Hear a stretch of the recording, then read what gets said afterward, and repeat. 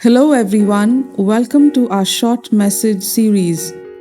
Today, we're going to talk about the sound and the color of this new era. Every new move of God is marked by a new voice, new glory, new revelation of God, and a new manifestation of the power of God. This glory era is marked by the voice of faith that is birthed out of intimacy with the Lord. The Lord is raising up a new generation of faith warriors who will not be shaken come hail or storm. Faith comes by hearing, and hearing by the word of God. But there is a faith that also comes by listening to the heartbeat of the Lord Jesus, leaning on his bosom like John the Apostle did.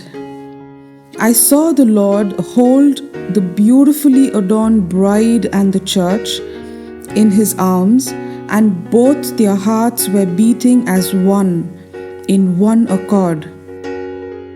There was a sound, a voice that emerged from this holy union between the Lord and his called out ones that silenced every voice of fear, a voice that is so powerful that it shattered every obstacle of the enemy and shook the nations and the kingdoms of the world.